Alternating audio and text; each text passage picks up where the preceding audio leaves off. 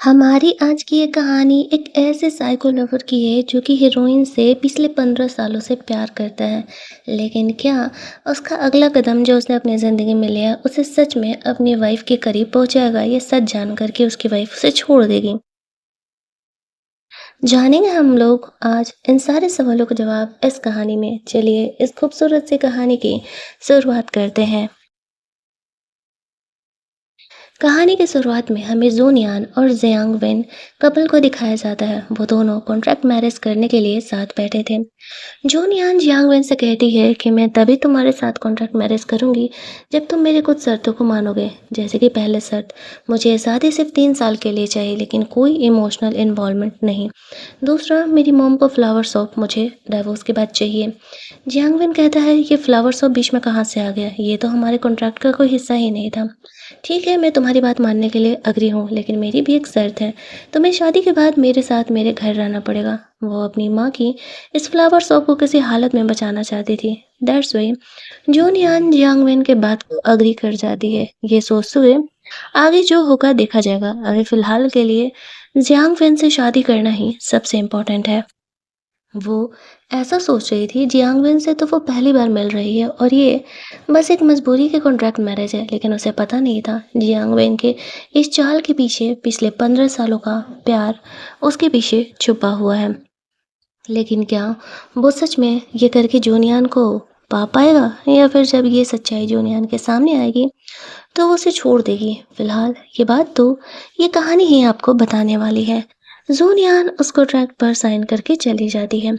Jiang when जोनियान के photos को देख रहा होता है।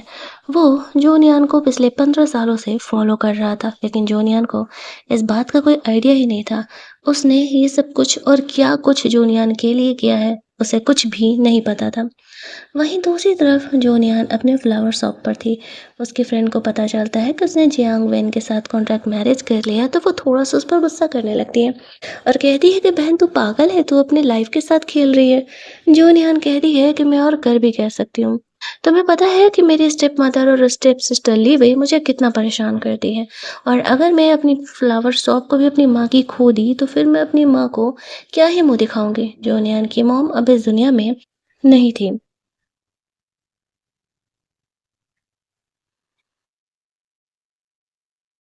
प्लान के हिसाब से शाम में जूनियन को जियांगवेन की फैमिली से मिलने के लिए जाना था, स्पेशली उसकी ग्रैंड मदर से, और उनके सामने उन दोनों को लवी डबल कपल बन करके दिखाना था। दोनों ग्रैंड मदर से मिलने के लिए जाते हैं।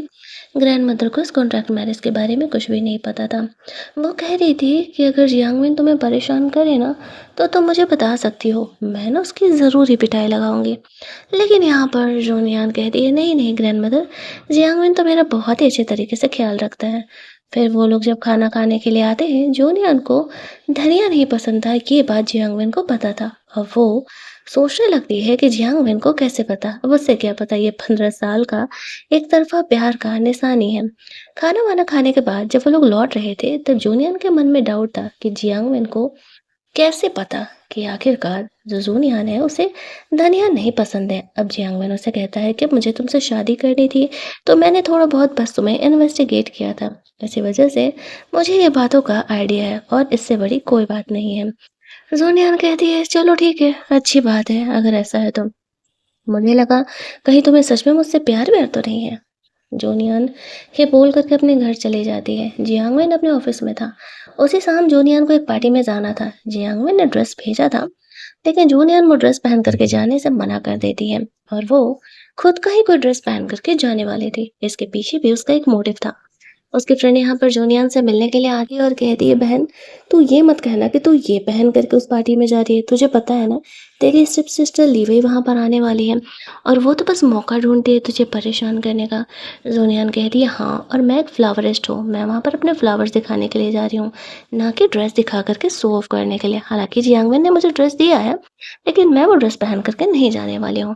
अब उसकी फ्रेंड जानती थी कि जोनियन से जिद करने का कोई फ़ायदा नहीं है। वो बस अपने शर्ट पर एक छोटा-सा अपना रोज़ लगाती है और पार्टी में पहुँच जाती है। जहाँ पर कि वहाँ गार्ड को भी देख कर के लगता है कि ये इतनी बड़ी पार्टी में इतना नॉर्मल सा ड्रेस पहन कर के आने वाली कोई नॉर्मल ही इंसान हो गई। ऐसे वजह से वो उसका इनविटेशन कार्ड माँगने लगता है। जूनियन उसे इनविटेशन कार्ड दे देती है और आफ्टर दैट पार्टी में अंदर जाती है, जहाँ पर कि लीवई अपनी चमचियों के साथ आई हुई थी और वो ऑब्वियसली यहाँ पर जूनियन का इंसल्ट ही तो करेगी। हालाँकि उसका जियांगवन से शादी के बारे में उसे पता था, लेकिन ये नहीं पता था कि वो दोनों बाय कॉन्ट्रैक्ट शादी किए हुए हैं। यहाँ पर लीवई जूनियन का इंसल्ट कर रही थी और कह रही थी, लगता है तुम्हारा पति तुमसे बिल्कुल शादी नहीं करता, मजबूरी में आकर के उसने तुमसे शादी की है, एक ड्रेस तक उसने तुम्हें नहीं दिलाया। तभी इस पार्टी में जियांग विन एंट्री लेता है। भाई साहब, बवाल वाली एंट्री यहाँ पर लेता है। सारे ही लोग उसके आते ही साइड हो जाते हैं। वो सब कुछ इग्नोर करके जूनियन के पास पहुंचता है। पहले तो वो जूनियन को अपना जैकेट देता है, ये कहते हुए मौसम बहुत ठंडा है, तुम्हें इतने कम कपड़े नहीं पहनने चाहिए। आफ्टर दैट वह अपने हैंकी से जूनियन के शूज पे लगे मिट्टी को पोंछने लगता है। ये देख करके सारे ही चौंक जाते हैं कि क्या जियांग सच में जूनियन से इतना प्यार करता है, जो कि वह उसके लिए ये सब कुछ कर रहा है, क्योंकि वो खुद भी इतना बड़ा बिजनेसमैन है। आफ्टर दैट जियांगन कहता है कि जूनियर एक फ्लावरिस्ट है, वो मेरी वाइफ है, और खबरदार जो किसी ने उसका इंसल्ट करने का कोशिश किया तो ये उसके लिए सही नहीं होगा। जूनियर यहाँ पर थोड़ा-सा जियांगवन पर गुस्सा करने लगती है, क्योंकि वो यहाँ पर खुद ही इन प्रॉब्लम को सॉर्ट आउट करना चाहती थी। हालाँकि जियांगवन ने इस प्रॉब्लम को सॉल्व कर दिया था, लेकिन जूनियर को ये प्रॉब्लम सॉल्व करना का बिल्कुल भी पसंद नहीं आता, क्योंकि वो शुरुआत से ही खुद पर ही डिपेंड रहना जानती थी और जियांगवन इस तरीके से उसका हेल्प कर रहा था, उससे अच्छा नहीं लगता है। पार्टी से बाहर निकल करके वो जियांग पर इस बात के लिए गुस्सा करने लगती है और कहने लगती है कि दोबारा ऐसा मत करना, मैं खुद ही इन प्रॉब्लम को सॉल्व कर सकती थी। जियांग उसे कहता है कि अब मैं तुम्हारा लीगल हस्बैंड हूँ और तुम्हें मुझ पर डिपेंड होने की आदत डाल लेनी चाहिए। अगर मैं तुम्हारा हेल्प नहीं करूँगा तो भला कौन ही करेगा। ये कहते हुए बिल्कुल जूनियन के पास जाने लगता है। जूनियन उसे कहती है, ठीक है, लेकिन थोड़ा दूर होकर के बोलो, इतना पास आकर के भी बोलने की कोई ज़रूरत नहीं है। एंड आफ्टर दैट जो उनका कॉन्ट्रैक्ट था, उस हिसाब से जूनियन को जियांगवेन के साथ रहना था। तो इस पार्टी के बाद वो जियांगवेन के घर जाने वाली थी। जियांगवेन जूनियन को उसका दिया हुआ ड्रेस चेंज करने के लिए बोलता है। वो चेंज करके आती है तो देखती है कि जियांगवेन ने उसकी मॉम से रिलेटेड एक प्यारा सा फ्लावर और कुछ बुक्स गिफ्ट किए हैं, जो कि उसी फ्लावर से रिलेटेड है, जिसे देख कर के जूनियन काफ़ी इमोशनल हो जाती है। उसे अपनी माँ की याद आ रही थी। अगले दिन जूनयान एक खूबसूरत सा शो प्लांट लेकर के जियांगमिन के ऑफिस पहुंच जाती है और कहती है, कल पार्टी में तुमने मेरी मदद की थी, उसके बदले ये प्यारा सा शो प्लांट तुम्हारे लिए है। जियांगमिन काफी खुश हो जाता है और वो स्पेशली इसका ख्याल रखने वाला था। वहीं दूसरी तरफ हम लोग देखते हैं कि जूनियन उस टाइम अपने फ्लावर शॉप में थी। उसकी फ्रेंड उसे कॉल करती है, कल की पार्टी कैसे रही, सब कुछ वो सवाल पूछ रही थी। तो जियांगमिन के बारे में जूनियन बताती है किस तरीके से उसने उसका हेल्प किया था। तभी वहाँ पर जियांगमिन का कॉल आता है और वो उससे पूछ रहा था, शादी का जो तुम्हें ऑर्डर मिला था, फ्लावर्स रेडी है ना? जूनियन देखने के लिए जाती है तो चौंक जाती है, सारे फ्लावर्स खराब हो चुके थे। वो चेक करती है जिस कमरे में उसने फ्लावर्स रखा हुआ था, किसी ने उस कमरे का टेम्परेचर बहुत ही हाई कर दिया था, जिस वजह से कि सारे ही फ्लावर्स खराब हो चुके थे। वो समझ जाती है, हो ना हो ये लीव ही नहीं किया होगा उसे परेशान करने के लिए। जियांगमिन यहाँ पर जूनियन को बिना बताए वापस से उसका हेल्प करने के लिए शहर के सबसे अच्छे फ्लावर्स से उन सारे फ्लावर्स का इंतजाम करता है। हेलीकॉप्टर से तुरंत ही जूनियन के पास वो सारे फ्लावर्स पहुंचने वाले थे। जूनियन यहाँ पर सीसीटीवी निकालती है, जिससे उसे आइडिया मिल पाता है कि ये लीवे नहीं किया था। पहले तो वो शादी निपटाती है, क्योंकि पहले वो शादी निपटाना ज़रूरी था। आफ्टर दैट वो कुछ प्रूफ लेकर के घर पहुंच जाती है, जहाँ घर पर उसके स्टेप मदर और स्टेप सिस्टर ली वही आपस में बातें कर रहे थे। वो दोनों हमेशा ही जूनियन से जलते रहते थे। उसकी माँ लीवई को वो भी समझा ही रही थी कि तभी जूनियन वहाँ पर पहुँच जाती है। लीवई को शो ऑफ कर रही थी कि देखो मेरी शादी का सब कुछ अरेंजमेंट कितना अच्छा गया। इसे देखते ही लीवई चौंक जाती है कि उसने तो फ्लावर्स खराब करवा दिए थे। फिर जूनियन यहाँ पर वो इन्फॉर्मेशन निकाल करके दिखाती है और कहती है, तो आप दोनों में से कौन ही अपना गुनाह कबूल करने वाला है, क्योंकि आज अगर किसी ने अपनी गलती नहीं मानी तो मैं इस केस को लेकर के जाने वाली हूँ पुलिस के पास।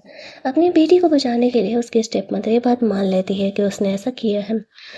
जूनियन कहती है कि मैं ये लास्ट वार्निंग देते हुए आपको मना कर रही हूँ। आज के बाद अगर आप यहाँ पर कोई भी बंदा मेरे फ्लावर शॉप के आसपास दिखा तो मैं सीधे आप लोगों पर केस करने वाली हूँ। और अब आपको पता है कि मेरा पति जियांग वेन है। ऑब्वियसली ये केस तो मैं ही जीतने वाली हूँ। बेहतर होगा कि अब तुम लोग अपने उस औकात में रहना। जूनियन ने जियांग वेन से शादी ही इसलिए किया था ताकि उसके पावर का वो इस्तेमाल कर सके। अब यहाँ पर उसकी स्टेपमदर कह रही थी कि ठीक है, हम लोग फ्लावर शॉप के मैटर में अब तुम्हें परेशान नहीं करेंगे। जूनियान वहां से चली जाती है। बाहर जियांग बेन उसका वेट कर रहा था। जूनियन कहती है, मेरा मजाक उड़ाने आया हो या फिर मुझे सिंपैथी दिखाने? जियांग बेन कहता है, दोनों में से कुछ नहीं, तुम्हारी बड़ाई करने। तुमने सच में बहुत अच्छा काम किया। तुम अकेले होकर के इतना सब कुछ संभाल रही हो, मुझे तुम पर बहुत ही प्राउड है। जूनियन की माँ के जाने के बाद जियांग बेन वो पहला इंसान था जो कि उसे ये बातें कह रहा था। इधर लीवई की माँ उसे समझा रही थी कि आई नो हमें जूनियन को हराना बहुत ज़रूरी है इस फैमिली में अपने जो पोजीशन है उसे होल्ड करके रखने के लिए। लेकिन इसका ये मतलब नहीं है कि इस चक्कर में लीवई जेल चले जाए। अगली बार या तो वो ऐसा कुछ करे ही ना, या फिर करे तो इस बात का ध्यान रख करके करे कि ये बात जूनियन तक पहुंचना नहीं चाहिए कि उसमें लीवई का हाथ है। क्योंकि वो जानती थी कि अगर बार बार लीवर की गलती सामने आती रही, ऑब्वियसली उसके फादर गुस्सा होकर उसे घर से निकाल देंगे। वहीं दूसरी तरफ जूनियन बैठे बैठे जियांगमैन के शोल्डर पर ही सोने लगती है। वो प्यार से उसके बाल सहलाने का कोशिश कर रहा था, तभी जूनियन की नींद खुल जाती है। वो उसे उसके फेवरेट रोड साइड स्टॉल पर लेकर के जाता है। अब वो जूनियन को ये दिखा रहा था कि ये भी बस एक कोइंसिडेंट है और वो भी यहाँ पर खाया करता था। लेकिन उसे नहीं पता था कि उसे ये सब कुछ तो पहले से ही पता है।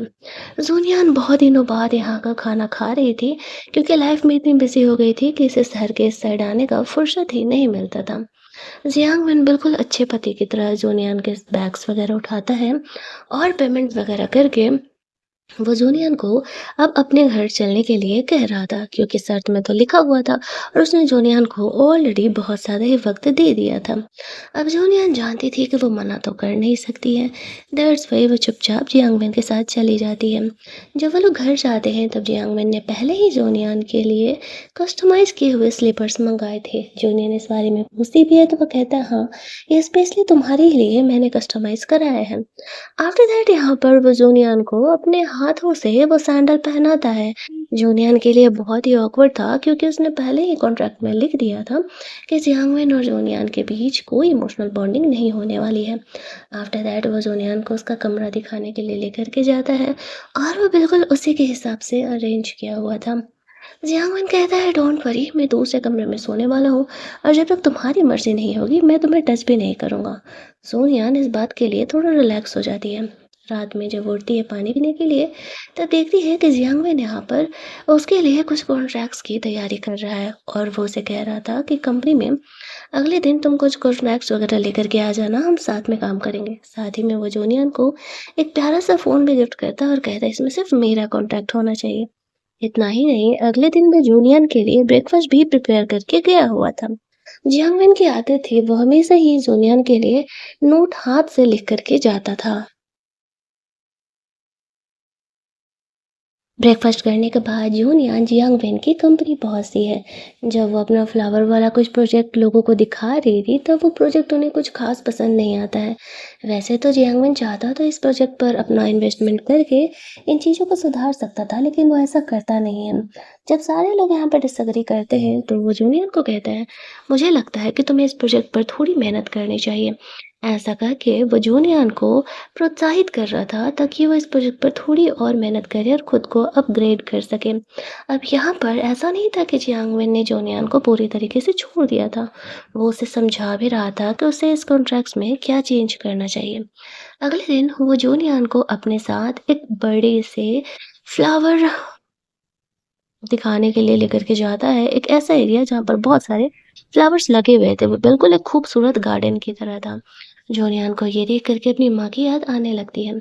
जियांगमिन उसे कहता है जिस प्रोजेक्ट पर तुम काम कर रही हो उसके लिए तुम्हें असल में काफ़ी ज़्यादा इंस्पिरेशन की ज़रूरत है, दैट्स वाई मैं तुम्हें यहाँ लेकर के आया था। जोनियान को यहाँ आके बहुत ही अच्छा लगता है और जो वो अगला प्रोजेक्ट बनाती है वो सच में काफ़ी ज़्यादा इम्प्रेसिव था और सारे इससे खुश हो जाते हैं। जियांगमिन वहाँ पर जोनियान के इस प्रोजेक्ट में इन्वेस्ट करने के लिए तैयार हो जाता है, हालांकि सबको पता था कि वो ऐसा इसलिए कर रहा है क्योंकि जोनियान उसकी वाइफ है, क्योंकि इसका ये फील्ड नहीं है। उसी रात जोनियान अपने शॉप में थी जहाँ उसकी शॉप की छत से पानी गिर रहा था। वो यहाँ पर जियांगमिन को मैसेज कर देती है कि वो आज रात शॉप पर ही रहेगी, घर नहीं आएगी। इधर जोनियान अपनी फ्रेंड से बात कर रही थी, सारी बातें बता रही होती है। वो कहती है तूने अपने हस्बैंड जियांगमिन को ये बात बताई? जोनियान कहती है हाँ बता दी है। वो पूछ रही थी कि वो तुझे लेने के लिए नहीं आया? जोनियान कहती है हम दोनों एक दूसरे से प्यार नहीं करते हो और ना ही आगे प्यार करने वाले हैं। ऑब्वियसली वो मेरे लिए इतना क्यों करेगा? लेकिन तभी जियांगमिन वहां पर आ जाता है भीगते भागते। जोनियान पूछने लगती है कि वो यहाँ क्या कर रहा है? जियांगमिन कहता है तुम्हारे शॉप की छत ठीक करने के लिए आया हुआ हूँ। करते-करते उसके हाथ में छोटा-सा कट लग जाता है। जोनियान ये देख कर के थोड़ा परेशान हो जाती है और उसके हाथ पर बैंडेज लगा देती है। जियांगमिन उसकी छत ठीक कर चुका था। वो कहता है बहाना करके कि बाहर बहुत तेज बारिश हो रही है। अगर जोनियान आज रात यहीं स्टे करने वाली है, तो वो भी यहीं स्टे कर जाएगा। जोनियान इस बात के लिए एग्री कर जाती है। वो अपना फ्लावर बुके बनाने में लग जाती है और जियांगमिन वहीं सोफे पर सो जाता है। जब वो सोता है तभी जूनियन जा करके उसे ब्लैंकेट दे देती है और धीरे से जियांगमिन को थैंक्स बोलती है उसका हेल्प करने के लिए, लेकिन उसे नहीं पता था कि जियांगमिन जगा हुआ है और वो इन सारी चीज़ों को सुन रहा है। अगले दिन जियांग वेन जूनियन को फोटो भेजता है जिसमें कि उसने उसके दिए गए प्लान पे अपना हैंडी प्लास लगा करके जूनियन को फोटो भेजा था। पहले के कंपेयर में धीरे धीरे दोनों के बीच बातें ज़्यादा होने लगी थी। दोनों अब एक कॉन्ट्रैक्ट कपल से ज़्यादा फ्रेंड की तरह एक दूसरे से इंटरेक्ट कर रहे होते हैं। जियांग वेन जूनियन का केयर करना तो किसी हालत में नहीं छोड़ता था। वो जूनियन से मिलने के लिए जा रहा था तभी ली वही जानबूझ करके जियांगमिन से बात करने के लिए आ जाती है और चिपक चिपक करके बात कर लेती है और वो ऐसा दिखाती है कि जूनियन कोइंसिडेंटली उसे देखे। अब जैसे ही जियांगमिन की नज़र जाती है उस पे, तो वो यहाँ पर जूनियन को एक्सप्लेन करने के लिए जाता है कि वैसा नहीं है कुछ जो वो समझ रही है। जूनियन उसे कहती है मुझे एक्सप्लेन करने की ज़रूरत नहीं है, मैंने पहले ही कहा था कि हमारे बीच कोई इमोशनल कनेक्शन नहीं होने वाला है। और वो जियांगमिन को वहाँ से जाने के लिए कहती है। वैसे तो अंदर ही अंदर उसे थोड़ी जेलसी तो हो रही थी, क्योंकि अब जैसा भी है जियांगमिन उसका अपना बंदा है, लेकिन वो इन चीज़ों को शो नहीं करती है। बेचारा जियांगमिन चुपचाप मुँह लटका करके चले जाता है। यहाँ पर जूनियन अपने दोस्त से बात कर रही थी। उसे तो पता था कि जूनियन सैड है ली वई के बिहेवियर की वजह से। यहाँ पर वो कहती है बहन मुझे लगता है कि तुझे जियांगमिन पे ट्रस्ट करना चाहिए। वो बंदा सच में काफ़ी अच्छा है और देखो वो जब से तुम्हारे लाइफ में आया है तब से तुम्हारी हेल्प भी कर रहा है। ली वही ही बदमाश है। तुम तो जानती हो कि तुम्हारे लाइफ में हमेशा ही वो प्रॉब्लम क्रिएट करते रहती है। यहाँ पर तभी वो एक चीज़ नोटिस करती है। असल में इन 15 सालों में जूनिया ने जितने भी स्पॉन्सरशिप जीते, जितने भी कंपटीशन जीते, उन सब में कहीं न कहीं तरीके से जियांगमिन कनेक्टेड था। अब उसकी फ्रेंड को लगने लगता है कि क्या जियांगमिन ने ये सब कुछ अरेंज किया था? क्या वो जियान को बहुत लंबे समय से जानता था? जूनियान इस बात का जवाब जानने के लिए अब जियांगमिन से मिलने के लिए घर जाती है। हालांकि उसकी फ्रेंड उन दोनों के बीच लड़ाई नहीं लगवाना चाहती थी, लेकिन जूनियन को सच जानने का पूरा हक था कि क्या जियांगमिन उसे पहले से जानता था या फिर जूनियन से वो पहली बार मिला था उस टाइम। जूनियन को इस बात के प्रूफ्स तो मिल गए थे, तो वो जियांगमिन के घर आने का वेट कर रही थी। वो जियांगमिन से पूछती है क्या तुम मुझे 15 सालों से जानते हो? क्या तुम 15 सालों से मेरी हेल्प कर रहे हो? इस बात पर वो कहता है हाँ, वो उससे कुछ भी नहीं छुपाता है और उसे सारी बातें बता देता है। जूनियन इस बात से बहुत गुस्सा आ जाती है और कहती है कि क्या तुम अपना एहसान जताने के लिए ये सब कुछ मेरे लिए कर रहे थे? तुम्हें पता था कि मैं तुमसे कभी भी एहसान की वजह से तो प्यार नहीं करूँगी। जियांगमिन उसे समझाता है इसी वजह से तो मैं तुम्हें ये बात नहीं बता रहा था। असल में मैं पिछले 15 सालों से तुमसे प्यार करता हूँ। जूनियान इस बात पर भड़क जाती है और कहती है कि असल में मैंने तुम्हें पहले ही कहा था कि मैं ये प्यार मोहब्बत नहीं करने वाली हूँ। जियांगमिन कहता है आखिरकार तुम्हें किस बात का डर है? तुम्हें इस बात का डर है कि मैं भी तुम्हें छोड़ कर के चला जाऊँगा, मैं भी तुम पे ट्रस्ट नहीं करूँ। जूनियान यहाँ पर जियांगमिन की किसी बात का कोई जवाब नहीं देती है। वो कहती है कि तुमने मेरा भरोसा तोड़ा है और वहाँ से अपने कमरे में चली जाती है। बेचारा जियांग बच्चों की तरह रोने लगता है। उसे ऐसा फ़ील हो रहा था जैसे उसकी पूरी दुनिया ही उजड़ गई। थोड़ी देर बाद जोनियन की फ्रेंड उसे कॉल करती है और पूछती है कि क्या हुआ, क्या जियांगमिन से उसने पूछा? जोनियन कहती हाँ मैंने पूछा और वह इस बात से अग्री भी कर गया। यहाँ पर अब उसकी फ्रेंड कहती है कि फिर भी तुम्हें जूनियन पर ट्रस्ट करना चाहिए, लेकिन जूनियन को बहुत वक्त चाहिए था जियांगमिन पर भरोसा करने के लिए, क्योंकि देखा जाए तो भले ही वो उसका हेल्प कर रहा है, लेकिन झूठ तो उसने उससे बोला है। इतनी बड़ी बात छुपाई है कि वो पिछले 15 सालों से उसे जान रहा था।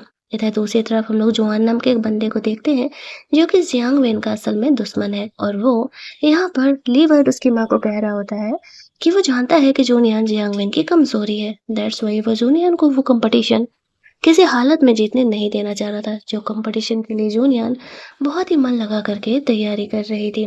एक दिन वो यहाँ पर डेमोलिशन का नोटिस भेज देता है, जो कि जूनियन को ये लगता है कि जियांगमिन ने भेजा है ताकि वो जाकर के उसे सॉरी बोले और उससे माफ़ी मांगे, लेकिन जियांगमिन ने ऐसा बिल्कुल भी नहीं किया था। जो इंसान इतना प्यार करता है वो कभी ऐसा कर सकता है? अगले 2-3 दिनों तक वो हमेशा ही जूनियन के शॉप के बाहर रहता था। जूनियन उसे कहती है कि ये सब कुछ क्यों कर रहे हो? तुम्हें लगता है कि ये सब कुछ वर्थ इट है? जियांग कहता है और नहीं तो क्या, मैं यूं ही तुमसे इतने साल से थोड़ी ही प्यार कर रहा हूँ, ये सब कुछ ऑब्वियसली वर्थ इट है और मैं तुम्हें मना करके रहूंगा। जूनियन कहती है कोई फायदा नहीं है, मैं तुम्हें माफ नहीं करने वाली।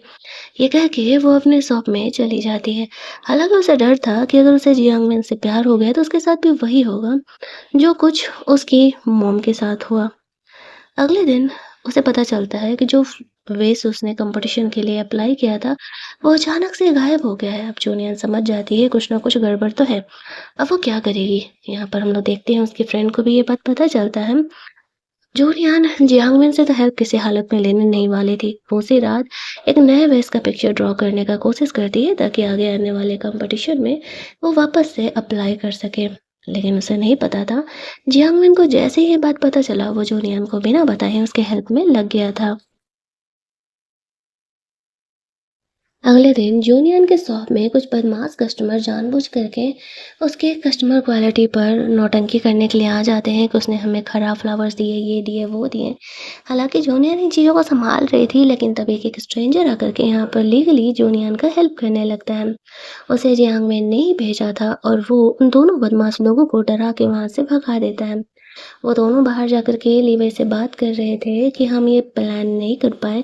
एक स्ट्रेंजर आकर के जोनियान का हेल्प कर रहा था। अब जोनियान इन बातों को सुन लेती है, इन बातों को रिकॉर्ड कर लेती है। उसे लीवे के खिलाफ प्रूफ चाहिए था ताकि यहाँ पर वो इस बार लीगली उस पर केस कर सके, जो कि उसे मिल चुका था। और अब वो लीवे को सबक सिखाने वाली है।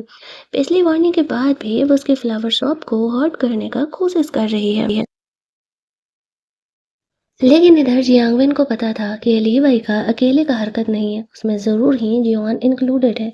उसका सेक्रेटरी कहता है जोनियन को इन बातों को बता देने के लिए, लेकिन जियांगवेन कहता है कि नहीं, मैं जोनियन को मेरी फैमिली के मैटर में नहीं घसीटना चाहता हूँ, वरना उसकी पीसफुल लाइफ भी बर्बाद हो जाएगी, जैसे कि मेरी लाइफ मेरी फैमिली वालों ने बर्बाद करके रखी हुई है। इधर दूसरी तरफ हम लोग देखते हैं कि जोनियान जियांगवेन से मिलने के लिए जाती है। वो कहती है कि हाँ, मुझे पता है कि ये सब कुछ किसने किया है और मुझे लगता है कि तुम्हें इस बारे में मुझसे बात करना चाहिए। जियांगमिन कहता है कैसे बात करता? तुम्हें तो मुझ पर ट्रस्ट ही नहीं है। तुम्हें डेमोलिशन का नोटिस मिला तो तुमने मुझ पर ब्लेम लगा दिया कि मैंने वो भेजा था। क्या तुम मुझे इतना गिरा हुआ समझती हो? वो जोनियान को फोर्सफुली किस करते हुए कहता है कि क्या तुम्हें अपने हस्बैंड पर इतना भी ट्रस्ट नहीं है? अगर मैं तुमसे प्यार करता भी था 15 सालों से, और अगर मैं तुमसे ये बात छुपाया हूँ, तो ऑब्वियसली इस टाइम में तुम्हें हर्ट करने का तो कोशिश नहीं करूंगा। जोनियान गुस्से में यहाँ पर जियांगमिन को थप्पड़ मार देती है और ये कहती है आई एम सॉरी, लेकिन तुम मेरी फीलिंग को नहीं समझ रहे हो। असल में वो जियांगमिन को थप्पड़ मारना नहीं चाहती थी, लेकिन जो कुछ हुआ बस उससे गलती से ही हुआ था। जियांगमिन कहता है ठीक है, तुम्हें कॉन्ट्रैक्ट के हिसाब से चलना है ना, ठीक है, मैं ये भी करने के लिए तैयार हूँ, लेकिन बाद में पछताना मत। कह के वो गुस्से में वहाँ से निकल जाता है। लेकिन वो कह के तो निकल गया था, बट वो जोनियान का साथ कभी नहीं छोड़ने वाला था। उसी रात जो जियांगविन था, जूनियन के लिए एक नया वेस लेकर के पहुंच जाता है उस कंपटीशन में अप्लाई करने के लिए। अगले दिन जोनियान अपना वेस वहां पर अप्लाई करती है और वह कंपटीशन जीतती जाती है और वो इस कंपटीशन का जीतने का पूरा श्रेय जियांगविन अपने हस्बैंड को देती है। अभी पब्लिक में ये बात बाहर नहीं थी कि जियांगविन और जोनियान ने असल में शादी कर लिया है। लेकिन जब जोनियान यहाँ पर अनाउंस करती है कि हाँ, जियांगविन उसका हस्बैंड है, तो सारे लोग इस बात से चौंक जाते हैं। सबसे ज़्यादा तो जियांगमिन खुश होता है कि फाइनली जोनिया ने उसे पब्लिकली एक्सेप्ट कर लिया। पिछली ही रात जियांगमिन वो वेस लेकर के कैसे-कैसे जोनियान के पास पहुंचा था और जोनियान के लिए ये कंपटीशन जीतना बहुत ही इम्पोर्टेंट था। इसी वजह से वो यहाँ पे इस तरीके से उसके लिए सब कुछ मेहनत कर रहा था। जोनियान के फादर भी इस कंपटीशन में आए थे। जब वो देखते हैं कि जियांगमिन इस तरीके से जोनियान का इतना केयर कर रहा है, तब वो खुश हो जाते हैं कि चलो कम से कम जोनियान की लाइफ में कोई तो है जो उसका केयर कर रहा है। आफ्टर दैट कंपटीशन जीतने के बाद सोनियन बहुत ही ड्रंक थी और जियांगमिन के साथ वहां से जा रही थी। वो कहती है, अरे तुम तो सच में मेरे हस्बैंड हो। वो उसे किस करती है। जियांगमिन कहता है कि तुम श्योर हो ना कि मैं तुम्हारा हस्बैंड हूँ। तुम बहुत ज्यादा नशे में तो नहीं हो ना। जोनियान कहती है, नहीं, मैं बिल्कुल नशे में नहीं हूँ। यहाँ पर जियांगमिन उसे किस करता है और वो दोनों घर जाकर के इंटीमेट होते हैं। हालाँकि जियांगमिन ये जोनियान के होश में करना चाहता था, लेकिन जोनियान जब उसे इतना प्यार दिखा रही है, तो भला वो बंदा जो कि पिछले 15 सालों से जोनियान से इतना प्यार कर रहा है, खुद को कहाँ ही रोक पाने वाला था।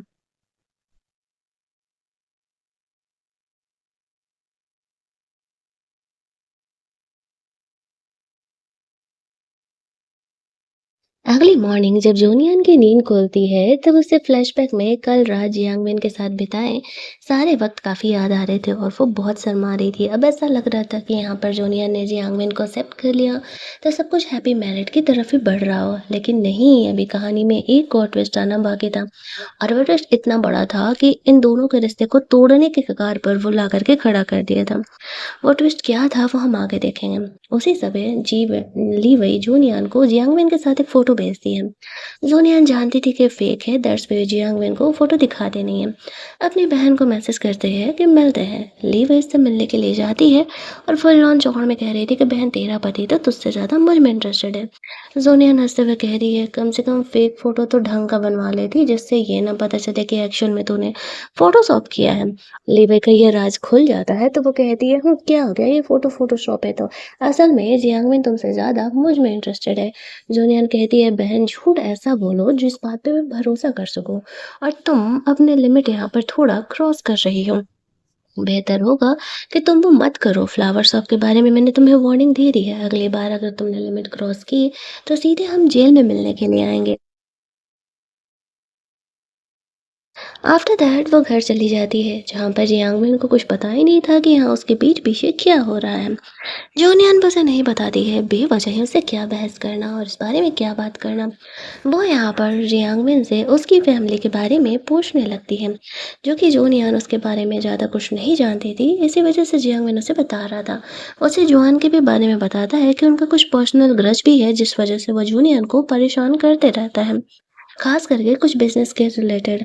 अगले दिन वो दोनों पब्लिक में जाते हैं। जो लीवई ने उसका और जियांगमिन का फोटो इंटरनेट पर डाला था, उस चीज़ के बारे में जोनियान उसे क्लेरिफाई करती है कि असल में वो और जियांगमिन एक दूसरे से बहुत प्यार करते हैं। और यहाँ पर सच ये है कि लीवई उसके स्टेप सिस्टर वो हमेशा ही ऐसे करते रहती है और ये फोटोज फेक है। अब लीवई का काफ़ी इंसल्ट होने लगता है। जियांगमिन और जोनियान तो इस बात से बहुत ही ज़्यादा खुश थे। लेकिन अगली सुबह उसकी फ्रेंड वापस से जोनियन को मिलने के लिए आती है। कहती है, देखो इस बात का कोई रियल प्रूफ तो नहीं है। स्टिल यहाँ पर मैं सोच रही हूँ कि तुम्हें ये बात जानने का पूरा हक है। तुम्हारी मॉम के साथ जियांगमिन के डैड ने एक प्रोजेक्ट पर काम किया था, जिस प्रोजेक्ट पर तुम्हारी मॉम पर किसी और का डिज़ाइन चोरी करने का इल्ज़ाम लगा था। जियांगमिन के डैड के पास इस बात का पूरा प्रूफ था कि तुम्हारी मॉम इनोसेंट है, स्टिल उन्होंने ये काम नहीं किया। उस समय जियांगमिन काफ़ी बच्चा हुआ करता था और वो ये बात जानता था। स्टिल वो अपने डैड के खिलाफ नहीं जा पाया। अब ये बात जानते ही जोनियन काफ़ी चौंक जाती है। उसे इस बात का जवाब जियांगमिन से चाहिए था। क्या ये बात सच है? क्या वो सच में इन चीज़ों को जानता था? दैट्स वाई वो जियांग से मिलने के लिए चली जाती है। पहली बार वो उसके घर के स्टडी रूम में एंटर करती है। वहां पर वो देख पाती है कि जियांगवेन एक साइको की तरह 15 साल से उसके फोटोज को क्लिक करके सेव करके रखा हुआ है। जूनियन को ये बात का एहसास होता है कि जियांगवेन सच में उसे 15 साल से प्यार करता है। अब यहाँ पर जियांगवेन आता है।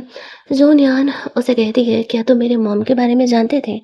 जियांगवेन कहता, हाँ, मुझे माफ़ कर दो, उस समय मैं तुम्हारी मॉम के लिए नहीं खड़ा हो पाया। मेरे डैड भी इस बारे में जानते थे, लेकिन वो फैमिली प्रेशर में आकर के तुम्हारी माँ की मदद नहीं कर पाए। मुझे नहीं पता था तुम्हारी माँ सच में इस दुनिया को छोड़ करके चले जाएंगी, वो खुद को ख़त्म कर लेंगी। देखो, आई नो तुम्हारे ये काम करने से, इस बात को रिवील करने से मेरी फैमिली पर बहुत बुरा असर पड़ने वाला है। स्टिल मुझे मेरी फैमिली की फिक्र नहीं है। तुम अपने मॉम का ये इनोसेंस का प्रूफ रखो। जूनियन को वो उसकी माँ के बेगुनाही का सबूत तो दे देता है, लेकिन जूनियन ने जो ये जियांगवेन के इस ऑब्सेशन को देखा था, जो कि पिछले 15 सालों से उसके पीछे पड़ा हुआ है, तो वो यहाँ पर कहती है उसे थोड़ा वक्त चाहिए इन चीज़ों से बाहर निकलने के लिए। ये कह के वो वहाँ से चली जाती थी। अगले दिन जूनियन इस बात को रिवील कर देती है, अपनी माँ को इनोसेंस प्रूव करती है। जियांगविन की फैमिली, उसके कंपनी के शेयर्स भी बहुत डाउन जा रहे थे, क्योंकि इनमें फैमिली का भी नाम भी था ना कि जियांगविन के डैड को सब कुछ पता था। स्टिल उन लोगों ने जुआंगबिन की जूनियन की मॉम का हेल्प नहीं किया। जियांगबिन जूनियन को ढूंढने के लिए आता है। वो फ्लावर शॉप पे नहीं थी, फ्लावर शॉप बंद था। यहाँ पर वो पता करता है कि वो किधर है। हालांकि उसे उसका एड्रेस मिल जाता है, लेकिन वो जानती थी कि जब जूनियन स्पेस ले रही है तो ऑब्वियसली वो यहाँ पर उसे इस तरीके से जो है परेशान नहीं करना चाहता था। इधर जूनियन अगले 1-2 दिन उसी होटल में रह रही होती है। उसकी फ्रेंड उसे बताती है कि जियांगविन को तुम्हारा एड्रेस मिल गया है, लेकिन मुझे लगता है कि वो काफ़ी बदल गया है। इसी वजह से वो तुम्हें परेशान करने के लिए नहीं आ रहा है। जूनियन खुद को अपने काम में बिजी रखी हुई थी, नई-नई चीज़ें वो सीख रही थी। वो जियांगविन को वक़्त देना चाह रही थी ये जानने के लिए कि वो सच में उससे प्यार करने लगी है या नहीं। अंटिल वन डे जूनियन को तेज़ फीवर हो जाता है। वो होटल में ही थी। उसकी फ्रेंड उसे कहती है जाकर के डॉक्टर को दिखा लेने के लिए, लेकिन जूनियन कहती है कि नहीं, वो ठीक है। तभी जियांगविन यहाँ पर स्टाफ के कपड़ों में आ जाता है जियांगविन का ध्यान रखने के लिए। जूनियन पहचान जाती है कि ये उसका हस्बैंड जियांगविन है। वो उसे कहती है, देखो मुझे। अब जियांगविन अपना मास्क खोलता है। जूनियन उसे कहती है, आखिरकार तुम मेरे लिए ये सब कुछ क्यों कर रहे हो? मैं भी तो एक नॉर्मल सी ही लड़की हूँ, ऊपर से मेरी वजह से तुम्हारी कंपनी में इतना लॉस हो रहा है। जियांगमिन उसे कहता है कि तुम बस एक नॉर्मल सी लड़की नहीं हो, तुम मेरी वाइफ हो, और तुम ये सब कुछ डिजर्व करती हो जो कि मैं तुम्हें दे रहा हूँ। तो तुम्हें ज़्यादा सोचने की ज़रूरत नहीं है। वो बंदा लिटरली पूरी रात जोनियान का ख्याल रखता है, उसे खाना खिलाता है, उसे दवाई देता है, उसका टेम्परेचर टेक चेक करता है, उसे आइस वाटर बाथ देता है, जिस वजह से कि जूनियन का टेम्परेचर डाउन हो पाता है। और जब वो सो रही थी तब वो आराम से उसके कमरे को लॉक करके चले जाता है। अगली मॉर्निंग जूनियन जगती है तो देखती है जियांगमिन वहां से जा चुका है। इधर जियांगमिन को जूनियन की वजह से बहुत लॉस हो रहे थे, शेयर होल्डर्स उस पर गुस्सा कर रहे थे। स्टिल जियांगमिन जूनियन का ही फिक्र कर रहा था, और वो कहता है कि नहीं, चाहे जो भी हो जाए वो अपनी वाइफ का ही सपोर्ट करेगा। वहीं दूसरी तरफ जियांगमिन जूनियन के लिए बहुत सारे बड़े बड़े प्रोजेक्ट्स भी छोड़ देता है। उसकी दादी कहती है कि क्या वो अपनी बीवी के लिए अपनी फैमिली तक के खिलाफ जा रहा है, अपनी फैमिली को भी छोड़ देगा? जियांगमिन का जवाब था हाँ, वो जूनियन से इतना प्यार ही करता था, और ऊपर से उसके साथ उसकी फैमिली ने गलत किया था। ग्रैंडमदर जियांगमिन की फीलिंग को समझती है, और वो कहती है ठीक है, तुम अपने डिसीजन पर अड़े रहना, बाकी जो कुछ होगा मैं संभाल लूंगा। जियांगमिन जूनियन का आने का वेट तो कर रहा था, लेकिन उसने उम्मीद नहीं किया था कि जूनियन इतनी जल्दी उसके पास आने वाली है। अब 2 कांड किए थे जूनियन के दोस्त ने उसे जिहान के बारे में बता के, तो एक और कांड करना तो बनता था ना। वो जूनियन को कॉल करके कहती है, भाई तेरे पति की कंपनी अब डूबने वाली है तेरी वजह से, जा करके बचा ले उसे। जब जूनियन को पता चलता है कि जियांगमिन उसकी वजह से इतना सफ़र कर रहा है और वो ये सफरिंग डिजर्व नहीं करता है, तो वो तुरंत ही उसके ऑफिस पहुंच जाती है। जियांगमिन जूनियन को देखता है और दौड़ता है उसे गले लगाने के लिए। जियांगमिन का सेक्रेटरी कंपनी में सबको ऑफिस से बाहर निकल जाने के लिए कहता है। ज़ोनियान जियांगमिन को हक करते हुए कहती है, आई थिंक कि हमें हमारे रिलेशनशिप को एक ट्राई देना चाहिए। और वो जियांगमिन के साथ रिलेशनशिप में आने के लिए, एक रियल रिलेशनशिप में आने के लिए अग्री कर जाती है। जियांगमिन के खुशी का कोई ठिकाना नहीं था, और वो जोनियान को किस कर लेता है। अगले दिन जब वो लोग ब्रेकफास्ट कर रहे थे, जो कुछ भी यहाँ पर सारी खबरें आ रही थी, जियांग में जूनियन को वादा करता है कि वो सब कुछ हैंडल कर लेगा और उसकी माँ के बारे में अब कोई भी इन्फॉर्मेशन एक्स्ट्रा नहीं आएगी। लेकिन जूनियन यहाँ पर अब जियांगवेन के साथ मिलकर के वो काम करना चाहती थी और शाम वो एक कंपटीशन में पार्टिसिपेट की थी जिसे खराब करने का जूनियन का प्लान बिगाड़ने का काम वापस से जोअन कर रहा था। और ये चीज़ जूनियर समझ जाती है।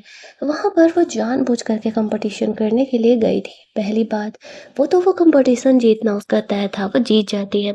लगे हाथ वो अपनी मॉम के बारे में वहाँ जानबूझ करके टॉपिक निकालती है और कहती है इससे जियांगविन की कंपनी का कोई रिश्ता नहीं है। उसे तो पता भी नहीं था उसकी माँ के साथ क्या हो रहा है। अब ये सब कुछ जूनियर के क्लेरिफिकेशन की वजह से जो भी लॉसेज यहाँ पर जियांगविन की कंपनी में हो रहे थे वो स्टेबल हो जाते हैं। क्योंकि खुद विक्टिम आकर के क्लेरिफाई कर रही है कि इसमें जियांगविन का कोई ये नहीं है, तो ऑब्वियसली वो लोग समझ जाते हैं और जियांगविन के साथ वापस से कॉन्ट्रैक्ट्स करने के लिए एग्री कर जाते हैं। कंपटीशन जीतने के बाद जूनियर लौट रही थी और जियांगविन से कहती है, तुम्हें मुझ पर सच में भरोसा था कि मैंने ये रिजल्ट चोरी नहीं किए हैं? वो कहता है, और नहीं तो क्या, मुझे अपनी बीवी से इतना प्यार है ही, भला भरोसा कैसे नहीं करता। जूनियर कहती है, काश मेरे डैड ने भी मेरी माँ से इतना प्यार किया होता, काश उन्होंने भी उन पर भरोसा किया होता तो आज वो जिंदा होती। वो दोनों घर जाते हैं और घर जाकर के मस्त अपना रोमांटिक नाइट एंजॉय कर रहे थे। अब आप लोगों को ये देखकर के ऐसा लग रहा होगा कि चलो सारे विलेंस का खात्मा हो गया, जोनियन की माँ का जो इनोसेंस था वो भी प्रूफ हो गया। तो अब तो ये कहानी एक हैप्पी एंडिंग की तरह जा रही है। No no no no no, अभी एक और ट्विस्ट आना बाकी है। जियांग वैन उस बड़े से फ्लावर के गार्डन में जोनियान को रिंग देकर के कन्फेस करता है। लेकिन जोनियान घुटने के बल होकर के कहती है कि इस पर मैं तुमसे पूछना चाहती हूँ कि क्या तुम मुझसे शादी करोगे? क्या तुम सच में मेरे हस्बैंड बनोगे पूरी लाइफ के लिए? जियांग वैन जिस कन्फेशन का वेट कर रहा था, फाइनली वो उसे जोनियान की तरफ से मिलता है। वो तो खुशी खुशी हाँ कह देता है। आफ्टर दैट वो दोनों वहाँ से घर लौट रहे थे।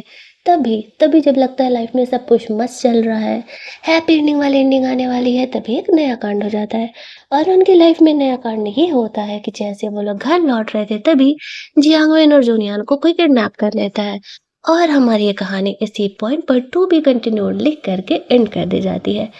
बोला जाए तो इस कहानी का ऑब्वियसली सीजन 2 आने वाला है। अगर आपको इस कहानी का सीजन 2 लिटरली चाहिए होगा, कमेंट में यस मैसेज कर देना, वीडियो को लाइक और शेयर कर देना, चैनल को सब्सक्राइब कर लेना ताकि नए वीडियोस के नोटिफिकेशन आपसे मिस ना हो। चलिए जल्दी से मिल लेते हैं हम लोग एक और नई कहानी की हिंदी एक्सप्लेनेशन में। तब तक के लिए कीप वॉचिंग।